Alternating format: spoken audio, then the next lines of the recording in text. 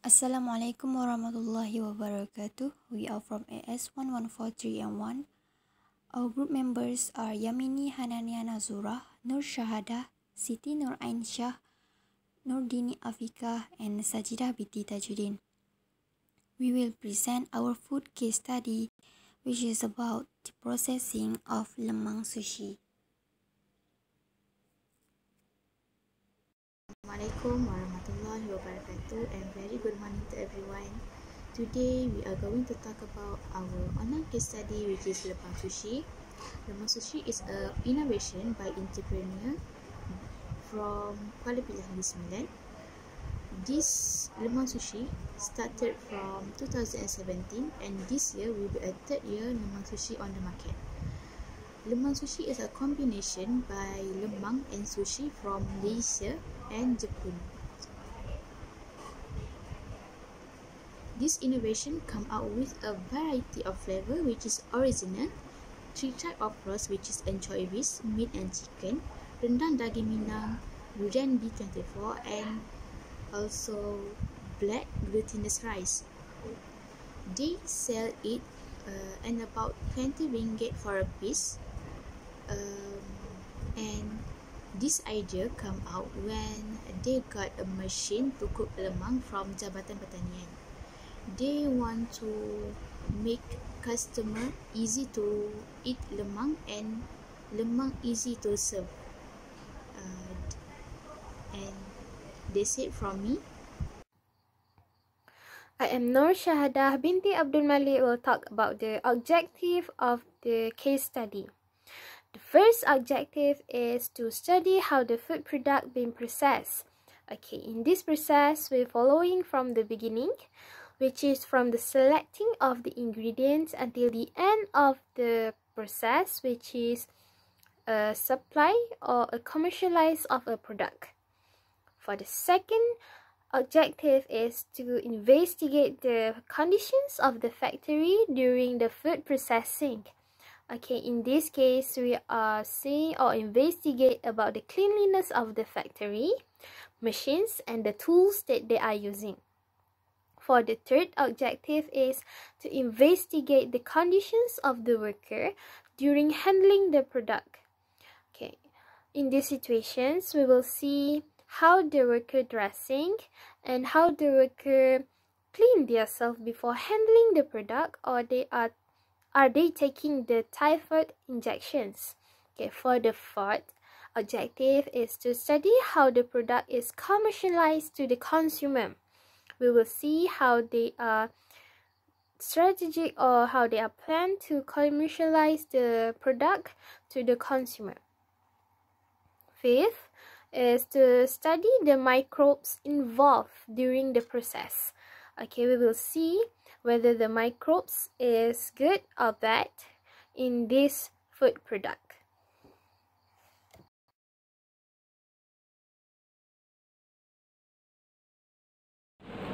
Hi everyone, my name is Yamini Hanania. So today I would like to present to all of you about the stage of supply chain in food industry that we already chose, which is manufacturing and process of making lemang sushi. Alright, so now let's go for the first slide, which is the flow charts of overall process in lemang sushi production. So in this flow chart, there are 5 important stages that we have to look on in order to making a good quality of lemang sushi. Alright, so the stage 1 is the selection and processing of raw materials for ingredients. Next is the cooking process of lemang sushi. Third, product packaging and labeling. Fourth, storage of final products, and the last one is final product distribution to consumer, or in the simple words we can say as a marketing. Alright, next let us move on to the stage 1, which is the selections and processing of raw materials for the ingredients. So here I already list the important raw materials that is used for the lemang and making lemang fillings, and also the utensil that has been used in order to making these products.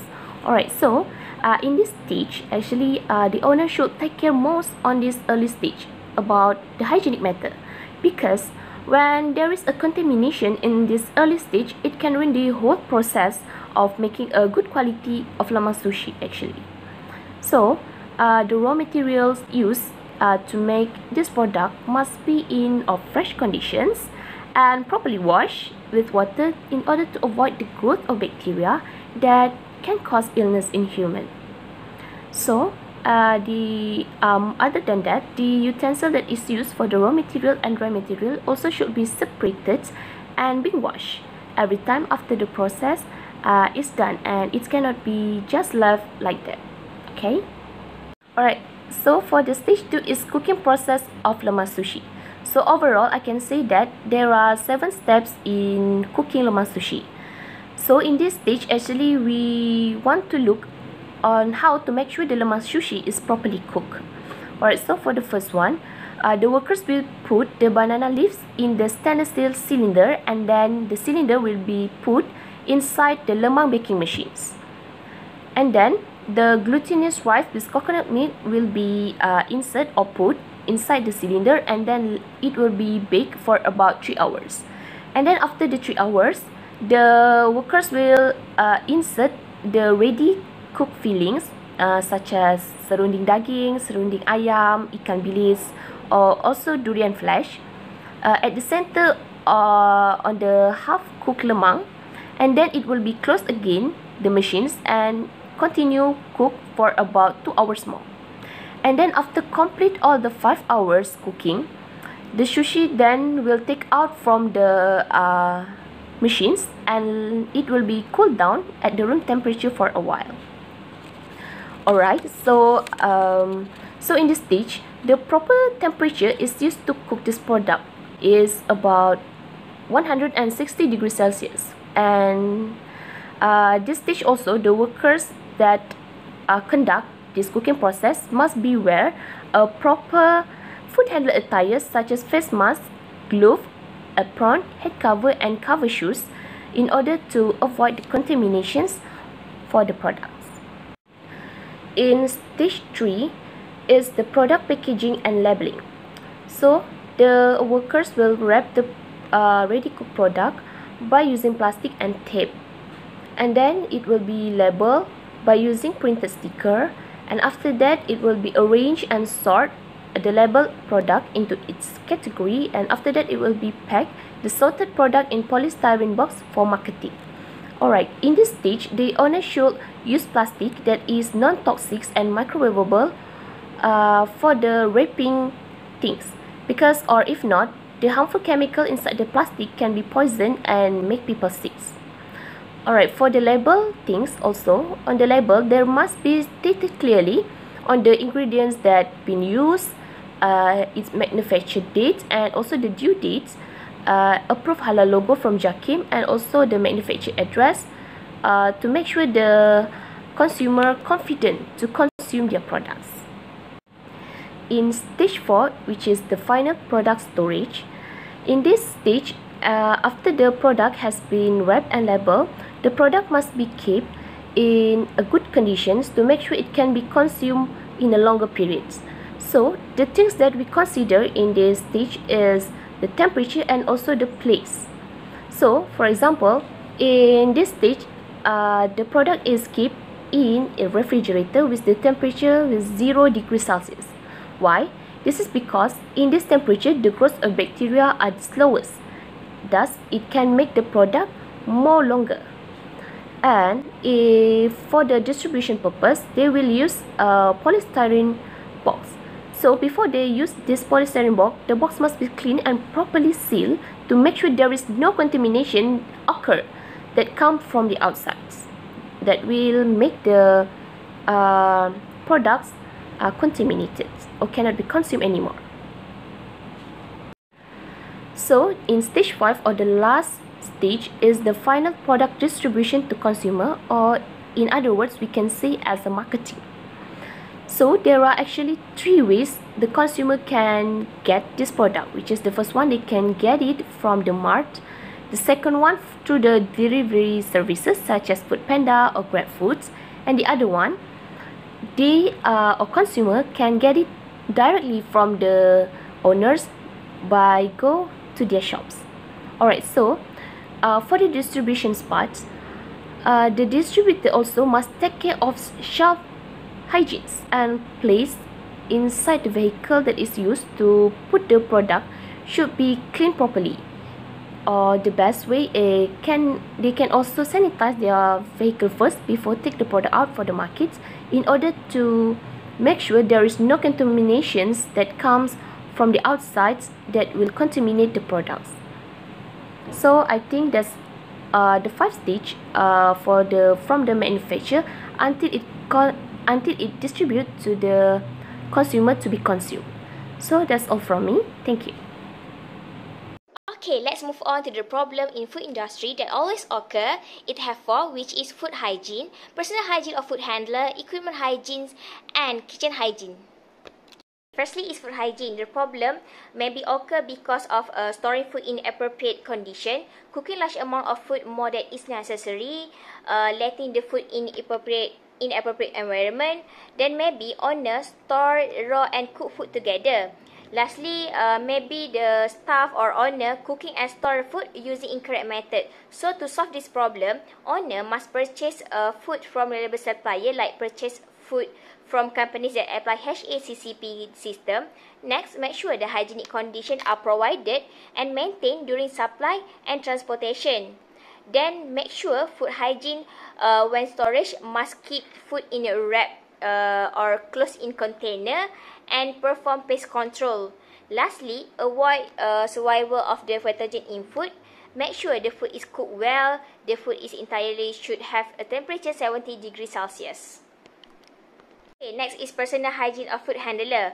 Food handler can cause cross-contamination between raw and cooked food. They may jeopardize food hygiene by improper preparation, cooking and storage of food. They might also give factor affecting microbial contamination to food because were improperly hands cleaning, lack of personal hygiene like dirty clothes, and have presence of minor cuts, mild generalized disease like flu, and have small infection on hands or face or at leg. To solve this problem, the food processing staff should include healthy individuals who do not have any disease. They should undergo regular medical checkups, and the worker must take particular care of their personal hygiene and execute proper food when handling behavior. So, third is equipment hygiene. If factory do not clean the equipment every day, for example, lemon factory, it will give continuation to the food because the bacteria will multiply. So, to solve this problem, that factory must clean their equipment every day. Then, equipment that comes into regular contact with the food should be made of material able to be clean and disinfected, resistant to corrosion, and non-toxic. Lastly is kitchen hygiene. The problem can occur when the factory is still under construction but they still running the food preparation. Second, they also let floor still wet or have a dust while doing the works. Then the equipment arrangement not suitable in the kitchen. Lastly, if the owner factory do not care about the hygiene, maybe ants or rat will have inside the equipment. So, to solve this problem, the kitchen should be constructed with durable material that are easy to care and clean. Then the floor must dry and do not have any dust. Lastly, pests should also be prevented from entering the workplace. In conclusion, handling food considers a lot of aspects that need to be taken seriously. This lemang sushi had becoming more stable after overcome all the problems they need to face. They also come out with solutions on how to keep their food protected from contaminated. So we hope that our case study can be an example on how to keep the food quality and also can be effectively used to promote the possibilities of improving the safe handling food in home or factory. After all, the hygiene of the food processing and also the implementation of the food hygiene in the factory is the best way to gain the trust of the customer.